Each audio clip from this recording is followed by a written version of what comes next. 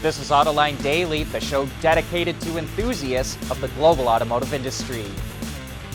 Tesla posted its third quarter earnings, and the numbers are extremely impressive. Revenue was up 57% over a year ago. Net profit of $1.6 billion generated a net margin of 11.7%, which is the best in the business. And that happened even though the average selling price of Tesla's cars went down due to a greater mix of Model 3s and Ys. Car sales were up 73%, despite a chip shortage that's crippling production for all other automakers. The company generated $3 billion in cash and is paying down debt. In one way, Tesla is starting to act like a traditional automaker. It's trying to minimize complexity by holding off on new models until it gets existing models up to full capacity. The Cybertruck will be the next model to launch, but that won't happen until Tesla can be sure it has enough battery cells, according to Lars Morave, Tesla's VP of Vehicle Engineering. Other tidbits from Tesla's earnings call include it built 430,000 cars at the Fremont plant over the last 12 months, but thinks it can boost that by 50%. It thinks it can grow sales and production by 50% a year as well, with the ultimate goal of making 20 million cars a year. That would be about the same as Volkswagen and Toyota combined. Tesla will switch to LFP cells, lithium iron phosphate, in all standard range cars. For now, those cells will come from China, but Tesla plans to localize production in the US and Europe. It increased its number of service centers by 35% and its mobile repair units by 40%. It doubled the size of its supercharging network over the last year and a half and plans to triple it in the next 2 years. If you already paid for full self-driving and buy a new Tesla, that will be applied to the cost of the new car. And one thing that was weird, though, is that Elon Musk was not on the earnings call with analysts. That makes us wonder if he's starting to step back from his day-to-day involvement in the company. And it sure looks like it could be that way. Tesla is running so well right now that it's going to free up Elon to work on other things. Mobility is becoming electric, connected, and autonomous, just like the manufacturing world. But will always be one thing: a reliable partner for our customers.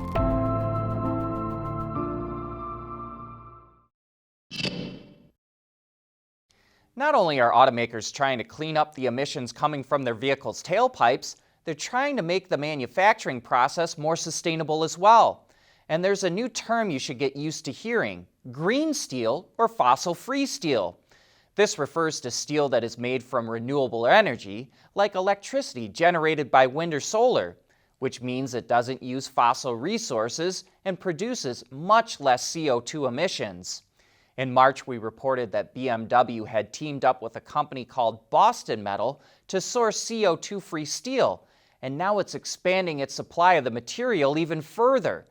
BMW will get supplies of steel produced with green power from a Swedish startup called H2 Green Steel starting in 2025. The two companies are also setting up a closed-loop system to recycle excess material, like cutoffs from a press. And it turns out Sweden is a good place to produce green steel.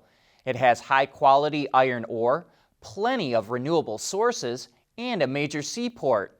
That's probably one of the reasons Volvo is also more heavily involved with the steel.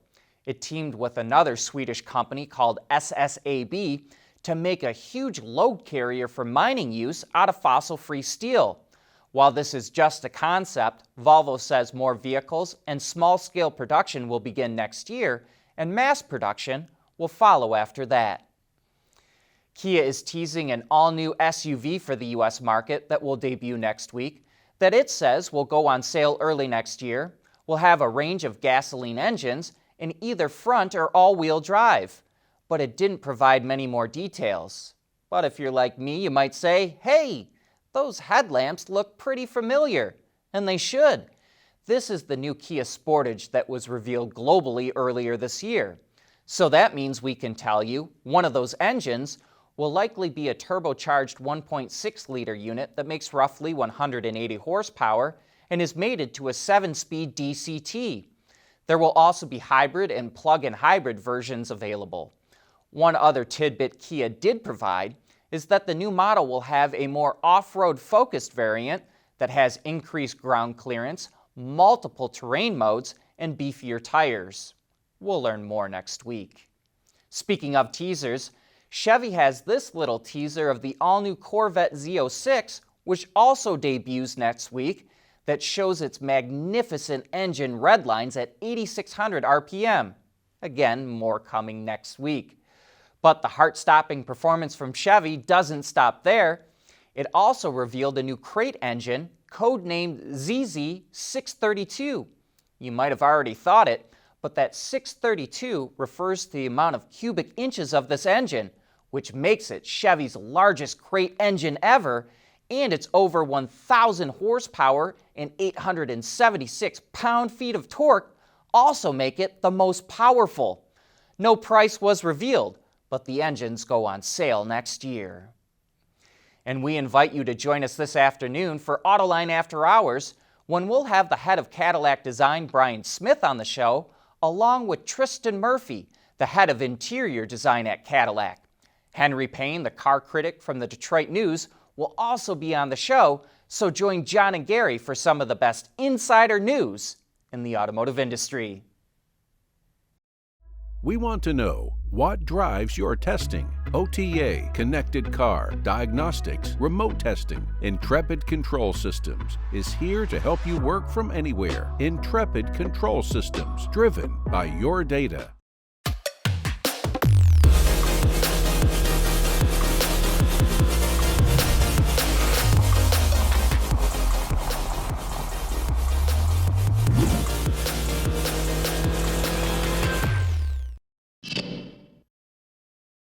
ADAS, or Advanced Driver Assistance Systems, can be very helpful and prevent accidents.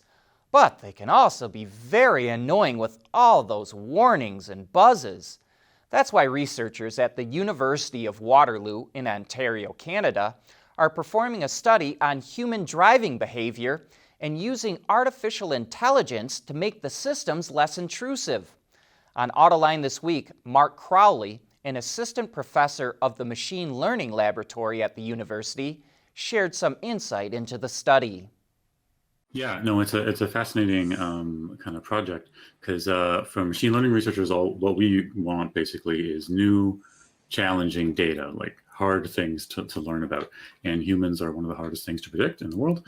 And so in driving, when we talked to Meg about this, like, oh, autonomous driving, driver assist, it's like, can you make the adaptive cruise control more adaptive to the way you drive, right? So learning basically a driver's style. So how do you drive when you're on the road, right? How close do you follow someone? How do you take a turn? Anything like that, when you change lanes, all that kind of stuff. So we've got a bunch of kind of criteria we're searching for, but basically trying to collect as much data as we can about a driver going around. So we got LiDAR, radar, cameras, other systems.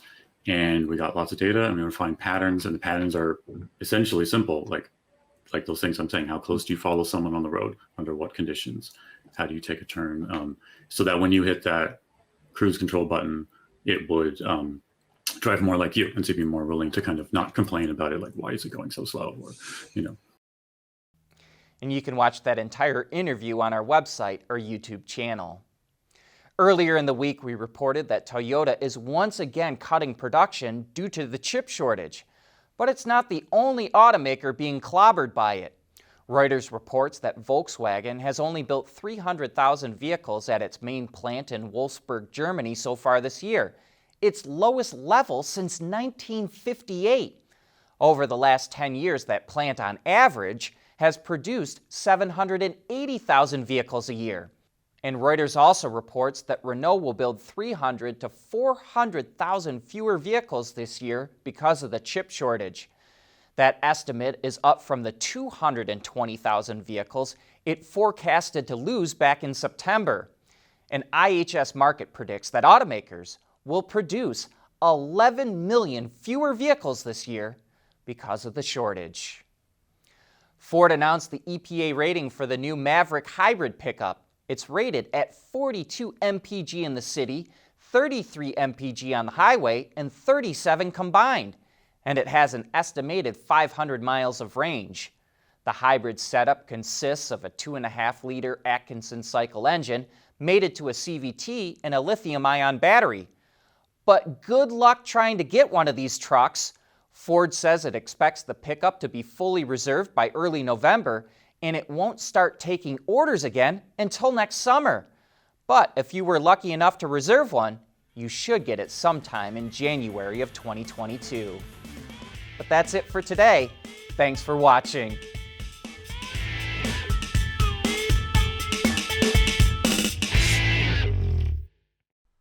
Autoline Daily is brought to you by Bridgestone, solutions for your journey.